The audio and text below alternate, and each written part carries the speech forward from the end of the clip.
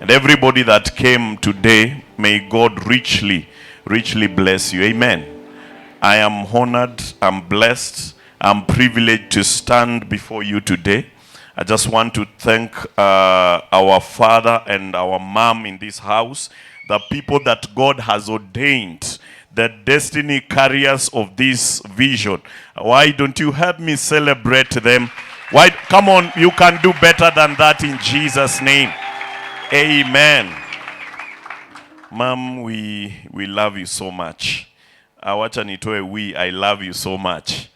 Unajua naweza kuwa naongelea watu wenye labda hata hawana hiyo. Bwana asifiwe.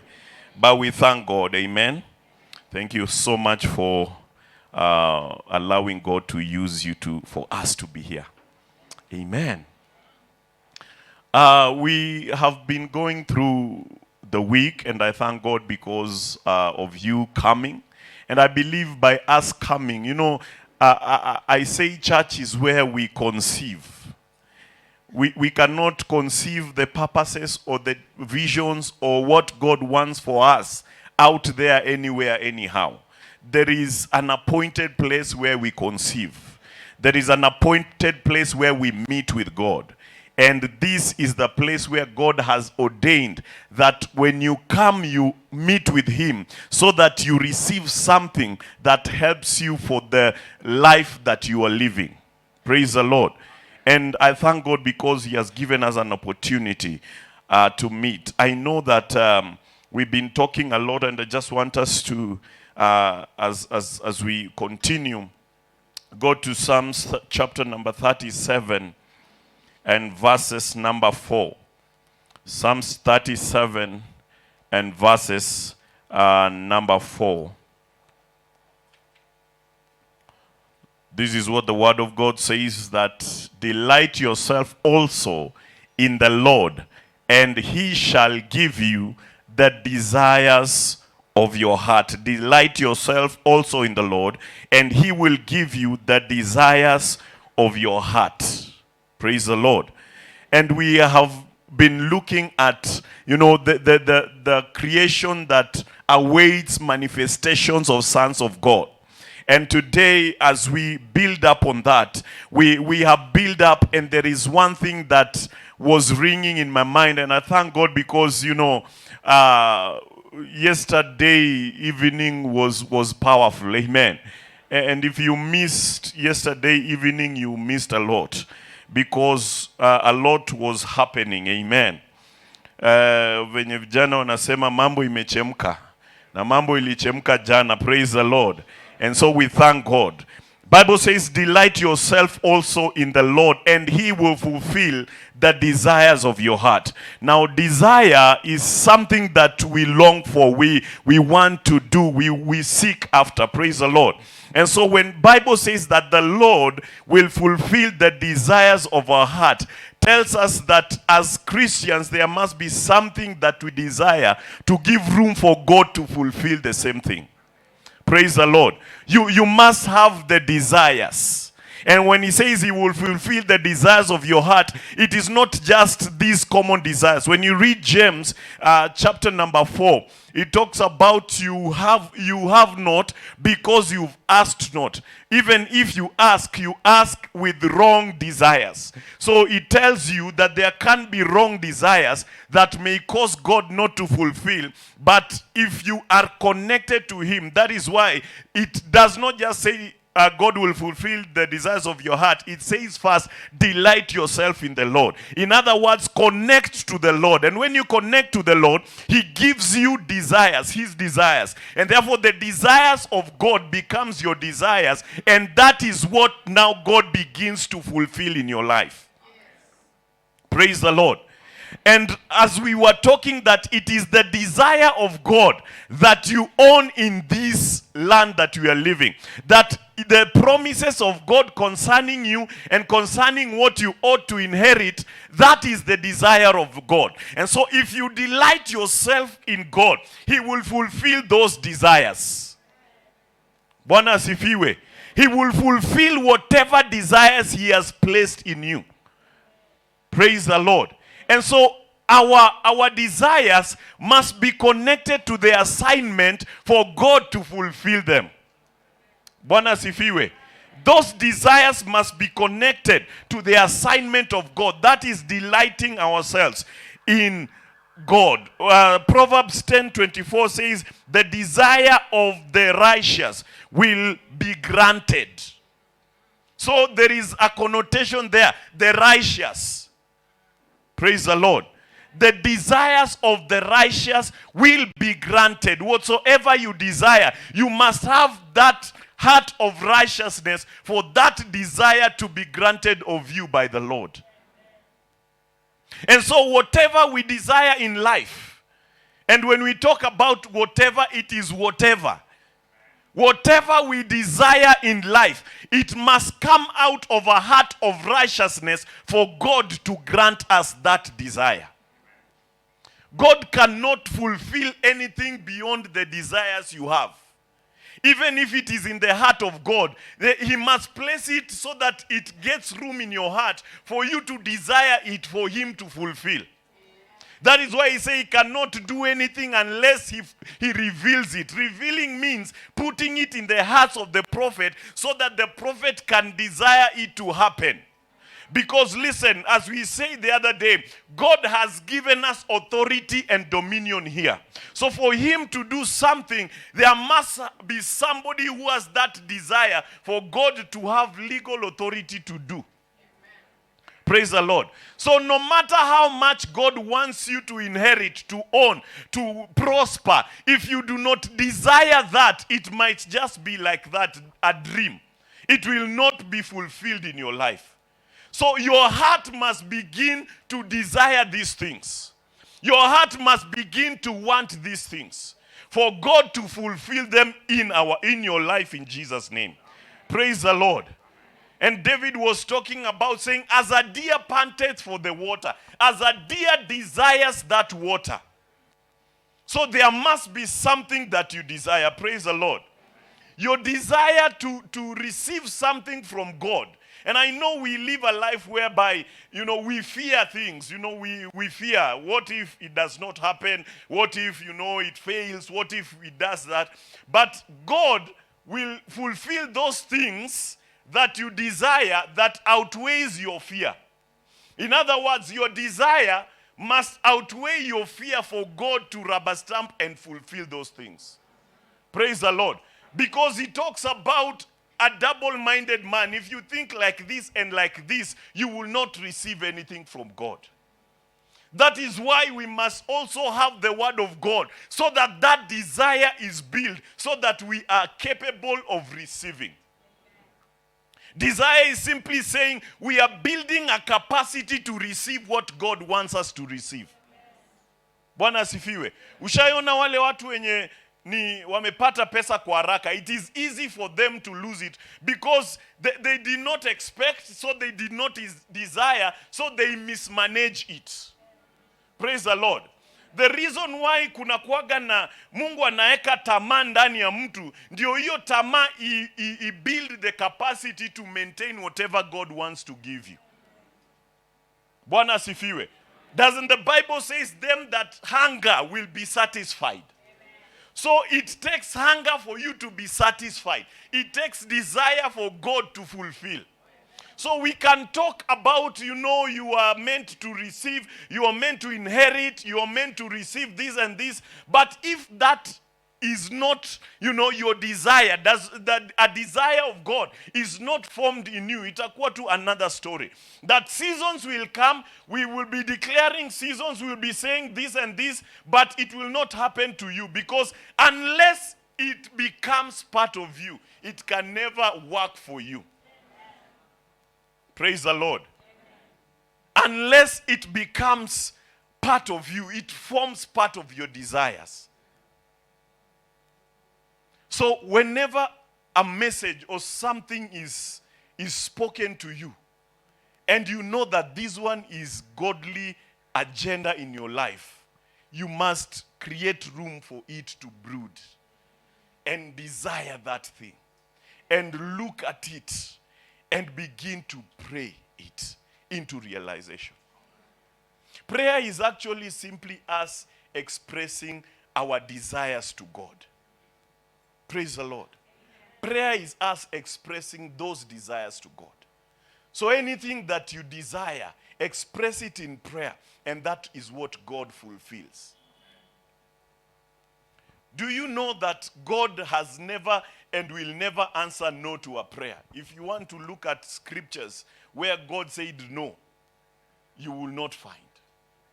Because prayer is a desire that is born out of God. Praise the Lord. Doesn't the Bible says we do not know how to pray, but the Spirit helps us. It is not just another spirit, it is the Spirit of God.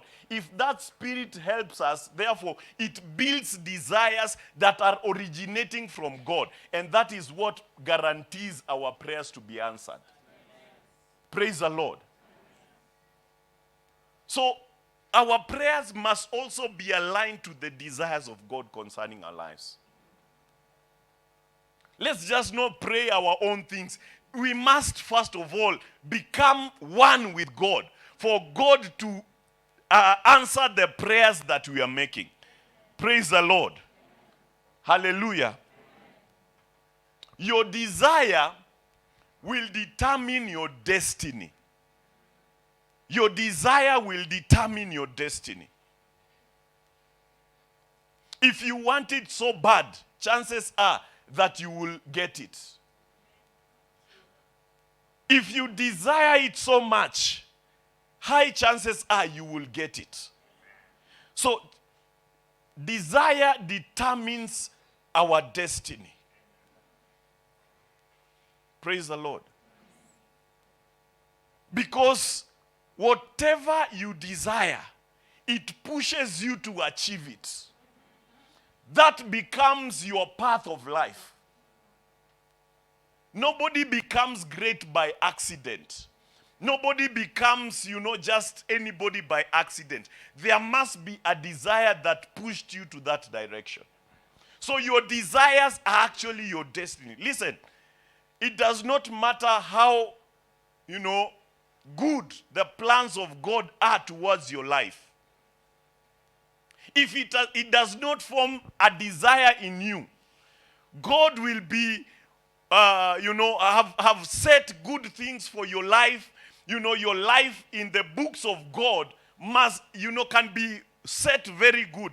But if it has not formed a desire in you, you will miss out on that. And tunaweza enda heaven, ushangae, kumbe I was meant to be this great. But because it did not form a desire, I left it. Or because somebody discouraged me, or because somebody said I cannot be it. And therefore I left that path.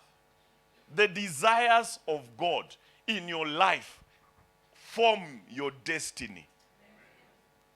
If you pursue them, you will become them. Praise the Lord. I have seen people who started from nothing, unskilled and done what? But they had a desire to fulfill it. They had a desire to reach their goal and they reached at it. And people were like, mtu kama huyu ametokezea wapi? It is not just umetokezea. It is that drive and that desire to become. Bwana asifiwe. And so, Abraham was told that there is a promised land. But unless it became him who was looking for it, there could just be a promised land and nothing would happen to him. But because God had placed that desire, so Bible says he was looking for that place where God had ordained for him. Because there was a desire to become. Nothing would hinder him from achieving what God had spoken to him. Bwana asifiwe. And there are testimonies upon testimonies. Listen, God, if you pursue the desires and the dreams of God, God will aid you to achieve them. Because it is not by our own strength. If you align your desires with God, things will open up. Because listen, there is nothing that can resist God. If God has decided to help you because you are pursuing his dreams and his desires, which are now your dreams and your desires, God and you together, you cannot be defeated. And I always say, God and me, we are the majority. Praise the Lord. Kama kura ya maoni ingepigwa, mimi na Mungu tungeshinda kura. Praise the Lord. Because we are the majority. Praise the name of the Lord. So may you continue to pursue those desires. Hallelujah. Prayer is an expression of our desires. Mark 11:24 says that whatsoever you ask in prayer. Let's go to Mark 11:24. We see. Therefore I say unto you, what things soever ye desire, sawa, when ye pray, believe that ye receive them, and ye shall have them. Kimu nanitafuta maneno. Therefore I say to you, whatsoever things you ask when you pray, believe that you receive them, and you will have them. Whatsoever things you desire when you pray. Whatsoever things you desire. Whatsoever. Praise the Lord. Think of whatsoever. Things that you desire when you pray. Believe that you have them and you will receive them. Bwana asifiwe. So when you are aligned and when your prayer is right, you will speak things and they will happen. Praise the Lord. And that is why these things that we are speaking, to some it is just normal preaching. But to others, it is prayers, the declarations that we receive in church. If you receive them with faith, they will work for you. They will work for you. And that is why actually we come to church. Because we are not just talking what we think. We are talking what God says. The voice of God. And so when God speaks through us and through you, even in church, we receive a word, and it must brood and become part of what we believe. And if it becomes what we believe, that is what God uses to bless you. Bwana asifiwe.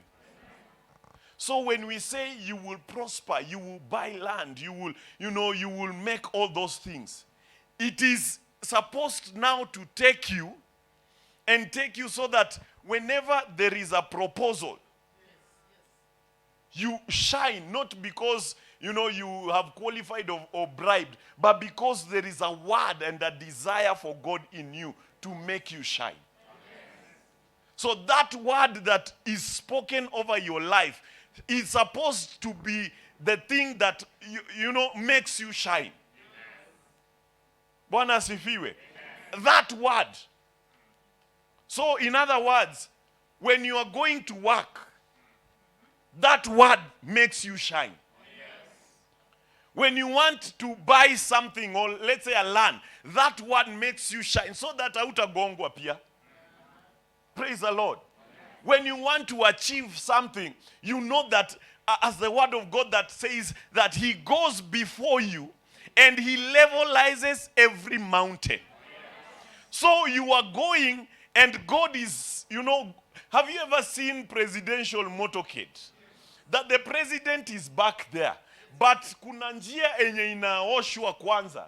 It is cleared, my 99s inapita. The road is cleared before the man comes. Bwana asifiwe. And God works like our rear guard. Yani, he clears, he says he levelizes every mountain. And not just that. He says that the crooked paths he will make straight. Praise the Lord. Kama umeendesha tu gari na ukapata njia yenye unaionea huko, Bwana asifiwe Jimmy. Njia yenye unaionea straight huko, hey my friend, unasikiaga gari inataka kufly na ifly. Yani hii crooked, hii ya Nandi Hills inakufanya unaenda pole pole, but he will make the crooked ways straight. That means he will give you speed. Praise the Lord. He will give you speed to accomplish what he wants you to accomplish. Bwana asifiwe. Ya kwamba zile vitu ambaye zilikuwa, it is not just levelizing every mountain, he will fill every valley. Bwana asifiwe. Fill every valley. There was a time tulikuwa tunaenda mahali huko na nilikuwa na hii gari yangu. So ikipanda mlima inaenda level ya tuktukish. Bwana asifiwe. Na mtu mwingine akaningaria, sitaki kusema ni nani. Because alikuwa na a faster one. But kuna places na enjoy wakati ni level. Kwa sababu yangu ni karatasi, yani it is good, it is easy, it flies and it is stable. Bwana asifiwe. So kuna places whereby God ana make sure that your field is level.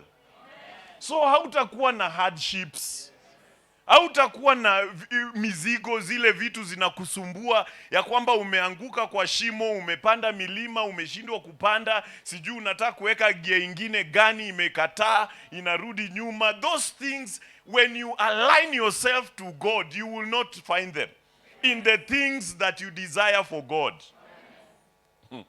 Bwana asifiwe. So that is what we come to do in the house of God. We come to receive the mandate to go forward.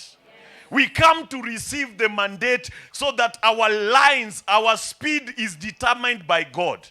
Our destination is determined by God. That whatever ile Mungu amekusudia tufanye, tusikae tu alafu tustukie siku moja masaa imeisha, tutazifanya. Praise the Lord. We come to conceive the desires of God. And the desire of God today is that you prosper. The desire of God today is that you inherit your inheritance. The desires of God today is that you will begin to plant and in the same year you will reap 100-folds. That your business will flourish. That your land will produce the best of the lands. That today whatever business you are engaged in, you become the best because it is not you again, it is God. Praise the Lord. And that will happen to us. That is a guarantee. It will happen to us. It will happen to us. We will say it until it becomes part of you. Like we say, now these things have become. These things must become part of you so that it becomes your working ground when you go outside. Bwana asifiwe. So those are the desires that God would want. And I said, if you become hungry enough, you receive satisfaction. Listen, you cannot give mtu mwenye ameshiba, hata umpatie chakula gani, hata iangalia tu ameshiba. Bwana asifiwe. No wonder Mungu anallow tukue na njaa ya vitu fulani, tukue na desires ya vitu fulani. Because hiyo njaa ndio ina create room for us to receive the food that is prepared. Ukiundia mtu mwenye ametoka sherehe chakula, shaitoka harusi na mmekula ya kuharibu, hata mkifika jioni kama mliacha sapa, mnaangaliana tu mnasema wacha tuweke tu chai na tula. When I was young, my mom had a tradition of cooking chapatis on Sundays.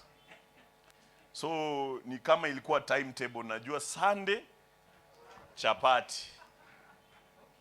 Na niliipenda sana. So what I would do, I would make sure nimeenda mbali, yani nimecheza huko mbali, so that by the time narudi nimechoka na niko na njaa. Yani nimeenda ni kama naenda kubuild desire huko. Unajua ile njaa ya kitu. Nimeenda huko ndio nikirudi. Sitaki hata hii ati ya kuonja mbili ati niweke. Hiyo itanishibisha haraka. So mimi naenda tu na najua, lakini kuna kitu nikirudi. My friend. Praise the Lord. Hiyo ni kuna ile una create njaa. Na ukicreate njaa, hiyo chapati inakuwa tamu, my friend, I assure you. Praise the Lord. Ushaikula chakula yenye ulikuwa na njaa nayo? Ushaikula yenye ulikuwa tu yani una desire? Praise the Lord. So desire, ukianza kudesire vitu za Mungu zinakupatia satisfaction yenye hii dunia haiwezi kupatia. Praise the Lord. So when we are talking about, listen, you will inherit, you will begin to receive this. We want to create that desire, that hunger. And hunger is created. Unaona kuenda mbali? Enda mbali kwa maombi. Have you ever received ukasema hii niliombea siku fulani na imefanyika? Praise the Lord. Have you ever received an answered prayer yenye unajua hii niliombea, hii niko sure niliombea? Hiyo nini na kuanga tamu, by the way. That whatever you have received inakuanga so sweet. If you know I prayed for this thing and it happened. That is why it is good for you to keep a journal of what you're praying for. Bwana asifiwe. Hata ukuwe na notes. Unaandika chini, leo naenda kuombea hii, before you pray. Naenda kuombea hii na hii. And then unaisoma, unaomba nayo.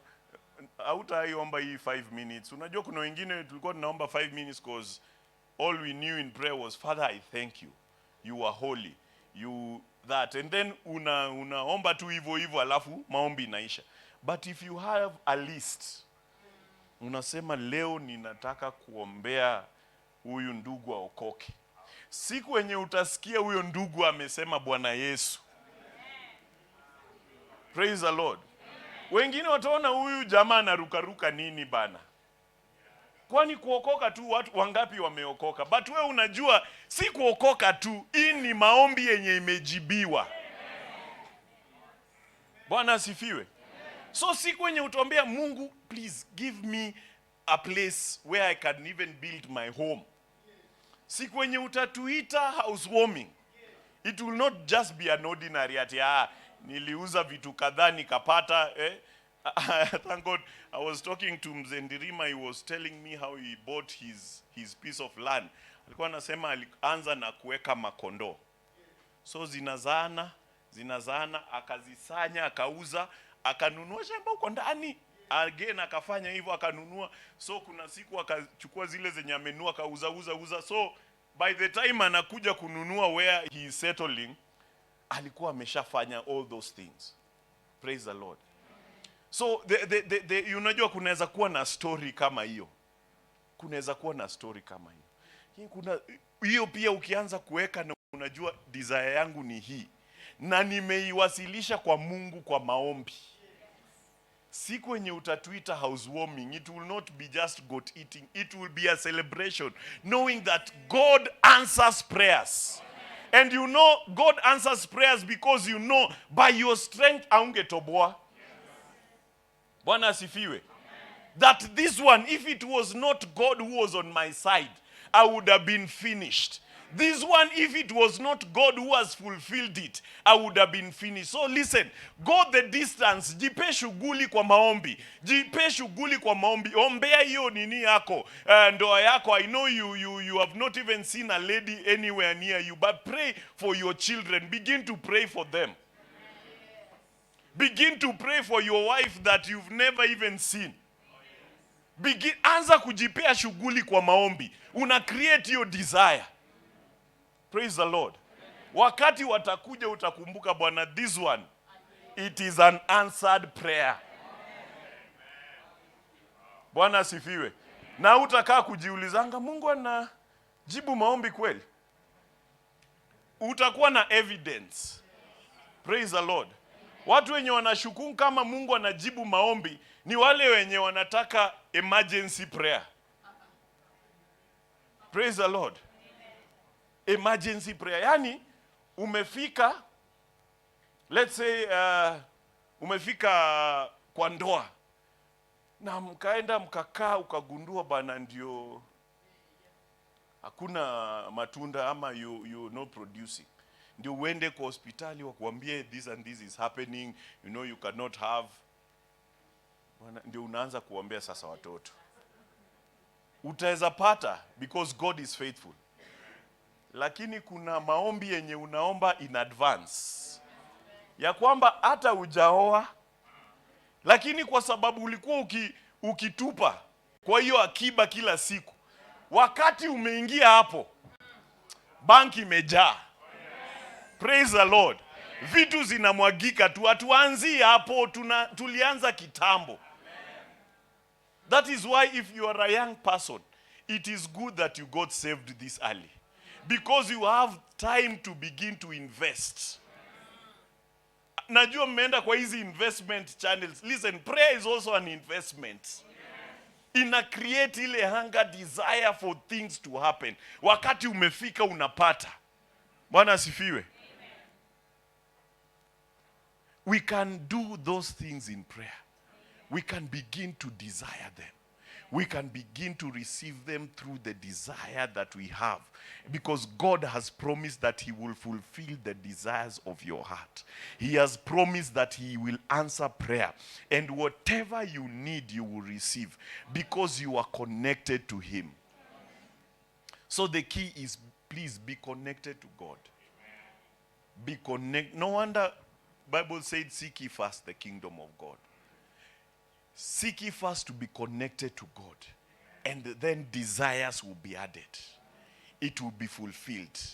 It will be accomplished. It will be achieved. Bwana asifiwe. Prayer ni kusema ya kwamba uko na njaa ya kitu. Ukianza kuombea unasema uko na njaa ya hiyo kitu. Kwa hivyo unaunda ni kama, a pot to receive. So that when God comes, He fulfills it. Anajaza hiyo kikapu. Bwana asifiwe. But kama hauna kikapu ya kujazishiwa, how will God answer your prayer? What do you want God to do for you? Praise the Lord. Utakuwa umekaa umezoea maisha mpaka Mungu akikuja nikufanyie nini? Hauna concrete answer. What do you want? What do you want in God? What do you want God to do for you? What is that you desire that God will fulfill? Because He fulfills the desires of your heart. But if your heart does not have desires, you are limiting your destination. You're limiting your destiny. Because your movement, your destiny is determined by the desires of your heart. The desires of your heart. And the things that you know that this one is the promises of God. And that is why I began by saying, God has, the promises were, Abraham was promised, he was promised a land flowing with milk and honey. Land flowing with milk and honey, where they will lack not. And that was the desire. Abraham had children, and I will give you the land that he swore to your father. I will give you the land that he swore to your father. So there is something that must begin to be part of what you hold fast.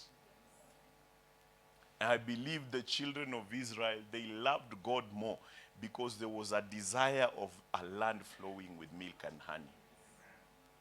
There was a destination. We are going to a land. If you see in those older days, anybody that started their message, God, the God who promised us, you know, the land, he is taking us from here, taking us to this land. In other words, kulikuwa na promise, na kulikuwa sasa na hiyo desire yenye imebuildiwa. So they were going because they had a drive to go. Bwana asifiwe. What drives you? Is there anything that drives you to come? Church, itakuwa burden if there is nothing that drives you to come. There is nothing you think you have received from God. But if there is a journal that you know this one is my answered prayer, you will be motivated. You will be driven to be coming. Praise the Lord. And so I pray today that may the desires of God concerning your life find room in your heart. May they begin to disturb you so that you can push forward. May those dreams begin to be evident, more and more evident in your life. Wacha zikusumbue mpaka ukose usingizi ile ya kulala mpaka saa 16. Unajua, unalala tu. Wacha desires za Mungu zianze kukuchochea ili we ukiamka, we ukienda kufanya vitu. So we are saying, listen, the desires of God ni vitu zinafaa kukuchochea kuanza kufanya vitu na ustarabu ama what do they call it? Diligently. Praise the Lord. So it is not at sasa now that God has promised, let us go for Dubai holiday, we will come back when he has done. Hizi ni vitu za kukuchochea kuanza kuzitafuta na bidii. Praise the Lord. Ni kama kutafuta. Have you seen how watoto wanacheza Are You Ready? Cheza Are You Ready? Unajua kuna watoto 5, so unatafuta 5. So before upate 5, game haijaisha. So Mungu ni kama ameweka desires na ameziweka huku.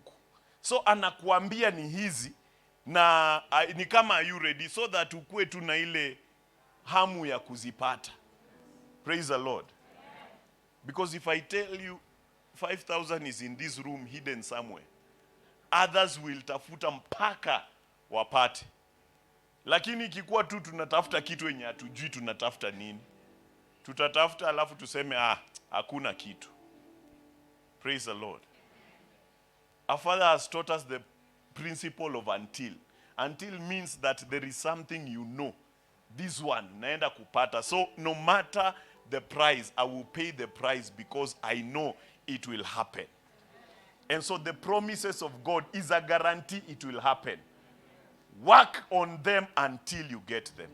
Do not give up. Wacha mtu asikudiscourage. Work on those things until you get them. Because they are guaranteed that you will get. You will get. That one is a guarantee. Mtu asipopata kile ambacho Mungu amemhaidi, tafadhali unitafute nitakulipa. It is a guarantee you will get it. Praise the Lord. Bwana asifiwe. So this day, may that desire build in you and in your spirit in Jesus' name. Let us put our hands together as we welcome our bishop to bless us. Come on, put your hands together. Amen. Amen.